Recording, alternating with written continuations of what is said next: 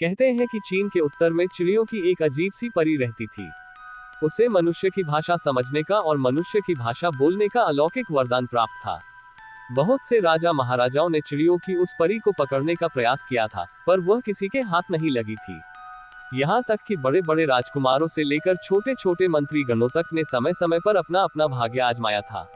उन्होंने देश विदेश के एक से एक अनुभवी बहेलियों को उधर भेजा, अथवा वे स्वयं उसे पकड़ने गए थे, पर इस प्रयत्न में किसी को सफलता नहीं मिली थी। वह चिड़िया हमेशा एक विशाल चीड़ के पेड़ की घनी पत्तियों में बैठी रहती थी और बड़े मधुर स्वर में गीत गाती रहती थी। उसे पकड़ने के अभियान में कई वर्षों तक लोग उधर आते जाते रहते थे, जिससे उस घने जंगल में एक पगडंडी सी बन गई थी, जिससे होकर कोई भी उस चिड़िया के निवास स्थान तक पहुंच सकता था। जब इस विचित्र चिड़िया की प्रसिद्धि एकतर खान बादशाह के कानों में पहुंची, तो उसने हिम्मत बांधते हुए कहा, वह चिड़िया बड़ी होशियार मालूम होती है। वह लोगों की पकड़ से आज तक बची हुई है, परंतु मेरे हाथ से वह कैसे निकलेगी? मैं किसी न किसी तरह से उसे अवश्य पकड़ूंगा। इतना कहकर वह उसकी खोज में निकल पड़ा। एकतर खान चलते चलते उस घने जंगल में पहुंच गया। उसने घनी पत्तियों वाले उस विशाल चीड़ के पेड़ को भी खोज लिया। उस विचित्र चिड़िया ने एकतर खान को पास आते हुए देखा, परंतु वह उससे न डरी और न वहां से भागी ही। वह अपनी जगह पर चैन से बैठी बैठी मधुर गीत सुनाती रही। एकतर खान उसकी तान सुनकर हर्ष और आश्चर्य में डूब गया। फिर उसने बड़ी आसानी से उसे पकड़ लिया। उसे पिंजरे में लेकर खुशी खुशी वह घर की ओर चल दिया। उस पहाड़ी के ऊबड़ खाबड़ रास्ते से वह चला जा रहा था।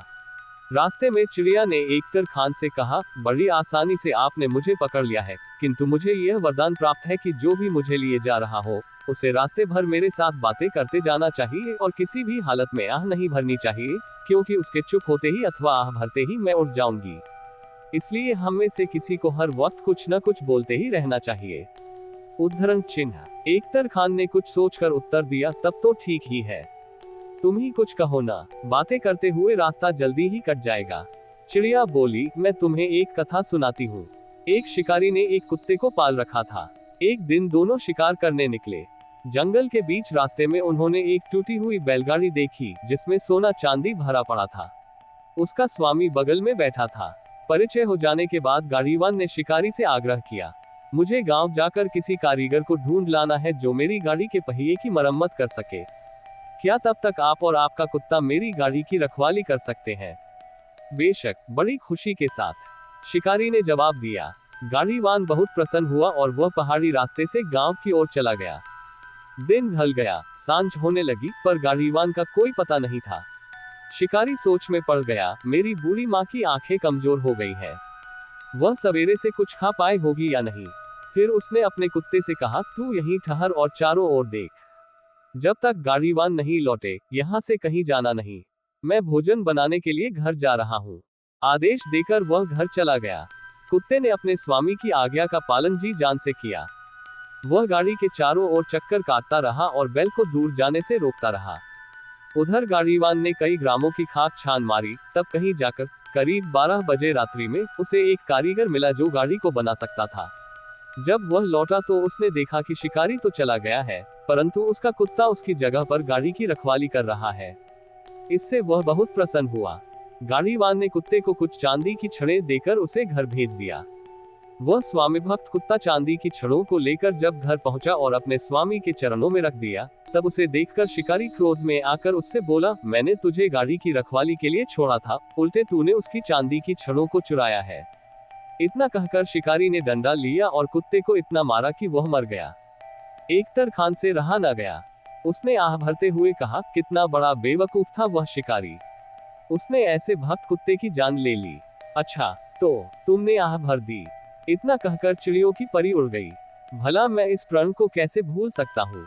एकतर खान ने अपने आप को दोषी ठहराया। वह जंगल की ओर जाने वाली पगडंडी पर मुड़ पड़ा। दूसरी बार भी उसी पुराने चीड़ के पेड़ पर से उसने चिड़िया को पकड़ा। लौटते समय रास्ते में चिड़िया ने एक अन्य कहानी सुनानी आरंभ की। बहुत दिन हुए, एक गांव में एक औरत रहती थी। उसने एक बिल्ली पाल रखी थी। एक दिन वह कुएं से पानी लाने गई। उसका नन्हा सा बच्चा पालकी में सो रहा था। औरत ने बिल्ली को बालक की रखवाली का भार सौंपा और कुएं की ओर चली गई। बिल्ली पालकी के अगल बगल में घूम घूम कर मक्खियों और मच्छरों को बार बार भगाती रही। ऐसे ही कुछ समय बीत गया, फिर एकाएक दरवाजे के पीछे से एक बड़ा सा चूहा निकलकर बच्चे को काटने के लिए लपका। बिल्ली गुर्राती हुई उसे पकड़ने लगी। जब तक वह उसके पीछे भाग रही थी तब तक एक दूसरा चूहा बिल से निकला और सोते हुए बालक के कान को काट खाया। उसकी पीड़ा से बालक जोर से चिल्लाया। बिल्ली पीछे की ओर दौड़ी और देखते देखते दूसरे चूहे को दरवाजे के पीछे दबोच दिया। इसके बाद वह बालक के सिरहाने बैठकर उसके लहूलुहान कान को जीभ से चाट चाट कर उसके दर्द को कम करने की कोशिश करने लगी। इतने में औरत पानी लेकर लौटी। उसने बिल्ली को बालक का कान चाटते हुए देखा। तब वह बहुत गुस्से में आ गई। वह बोली, मैंने इस बिल्ली को बालक की रखवाली के लिए छोड़ा था, परंतु इस दुष्ट ने तो उल्टे इसके कान ही को काट खाया है। ये कहते कहते वह बिल्ली पर टूट पड़ी और उसे मार मार कर उसका काम तमाम कर दिया। किंतु थोड़ी देर बाद जब उसकी नजर दरवाजे के पीछे मरे हुए चूहे पर पड़ी, जिसके मुंह में बालक के कान का टुकड़ा पड़ा था, तो वह पश्चाताप करती हुई बोली, मैंने इस आज्ञाकारी बिल्ली को मारकर बड़ी भारी गलती की है। ये सुनते ही एकतर खान पुनः आह भरते हुए चिल्लाया, ये तो बहुत बुरा हुआ। इस बार भी वह अजीब चिड़िया अपने पंखों को फड़फड़ाती हुई पुनः उत्तर दिशा की ओर उड़ गई। इस प्रकार एकतर खान को तीसरी बार भी उत्तर की ओर जाना पड़ा। उसने चिड़िया को उसी चीड़ के पेड़ पर से पकड़ा। उसे लेकर वह उसी जानी पहचानी पहाड़ी की टेढ़ी मेढ़ी पगडंडी से घर की ओर चला जा रहा था। इस बार भी चिड़ियों की परी ने उसे एक मनोरंजक कहानी सुनानी आरंभ की। एक बार एक भीषण सुखाड़ पड़ी। वर्षा न बरसने से घास पात तो सूखा ही, साथ साथ नदी नाले भी सूख गए और जगह जगह पर जमीन में दरारें हो गई। भूख प्यास से बचने के लिए अरावी नाम के एक आदमी ने अपना घर छोड़ दिया। झुलसने वाली धूप में बहुत दूर निकल गया। प्यास से उसका कंठ सूखने लगा, पर पानी कहीं दिखाई नहीं दिया। इस हालत में वह कुछ और आगे गया कि प्यास के मारे वह बेहोशी की हालत में आ गया। पास में एक चट्टान थी। वह उसी के नीचे लुढ़क कर मौत का इंतजार करने लगा। एकाएक टप टप टप टप की ध्वनि उसके कानों में आई। उसने उधर देखा तो खुशी से उछल पड़ा। उससे कुछ ही दूर पर चट्टान के दर्रे से पानी की बूंदें टपक रही थी। वह तुरंत अपने कठोते में पानी की बूंदों को एकत्र करने लगा। जब उसके काठ का बर्तन पानी से भर गया तब उसने उसे मुंह से लगाया ही था कि एक कौवा उड़ता हुआ आया और अपने डैनों से कठोते को झटका देकर सारे का सारा पानी उड़ेल दिया। अब तो अरावी क्रोध से लाल हो गया। उसने कहा, दुष्ट कौवा, तुमने स्वर्ग का दिया हुआ मेरा पानी उड़ेल दिया। फिर उसने एक पत्थर उठाया और एक ही निशाने में कौवे को जान से मार दिया। कौवा कुछ ही दूर जाकर झाड़ियों में गिरा, लेकिन कौवा जहां गिरकर भरा था उससे कुछ ही दूर पर एक बड़ी चट्टान की जड़ से पानी का एक सोता बह रहा था। प्यासे अरावी ने उस सोते का पानी जी भर कर पिया, परंतु वहां से जाने से पहले वह अपनी गठरी लेने के लिए पुनः उस स्थान पर आया जहां वह बेहोशी की हालत में पड़ा था। अब उसकी प्यास बुझ चुकी थी, इसलिए उसका मन शांत गया था।